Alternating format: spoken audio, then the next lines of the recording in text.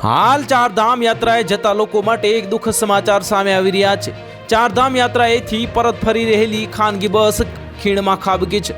આ બસમાં 50થી વધુ યાત્રાળુઓ સવાર હતા। ડાંગ જિલ્લાના સાપુતારા ઘાટ માર્ગ પર ગંભીર અકસ્માત સર્જાયો છે અને ઉત્તર પ્રદેશની ખાનગી બસ ખીણમાં ખાબકતા 5 યાત્રાળુઓના મોત નીપજ્યા છે। આ યાત્રા પરથી પરત ફરતી વખતે બસને અકસ્માત સર્જાયો છે, જેમાં અનેક ઘાયલ હોવાની માહિતી મળી રહી છે અને પ્રાપ્ત માહિતી અનુસાર ડાંગ જિલ્લામાં સાપુતારા માલેગામ ઘાટ માર્ગમાં બસ પલટી જતા ગંભીર અકસ્માત સર્જાયો છે। આ સાપુતારાથી શામગહાનને સાંકળતા રાષ્ટ્રીય ધોરીમાર્ગ ઉપર સવારે 4 વાગે ઉત્તર પ્રદેશની ખાનગી પ્રવાસી ટ્રાવેલ્સનો ગંભીર અકસ્માત સર્જાયો છે। આ અકસ્માતમાં 5 લોકોના મોત થયા છે। બીજા તમામ ઘાયલ મુસાફરોને નજીકની હોસ્પિટલમાં ખસેડવામાં આવ્યા હતા। જો કે ઘટનાને પગલે પોલીસ અને ડિઝાસ્ટરની ટીમ ઘટના સ્થળે પહોંચી અને બસ નીચે દબાયેલા પ્રવાસીઓને રેસ્ક્યુ કરાયા હતા અને બચાવ કાર્ય હાથ ધર્યું હતું।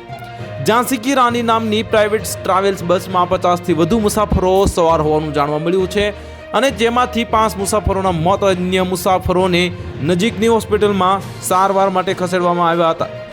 મળતી માહિતી અનુસાર ઉત્તર પ્રદેશના 50 જેટલા પ્રવાસી ભરેલી બસ ઘાટમાં પલટી ખાઈ ગઈ હતી।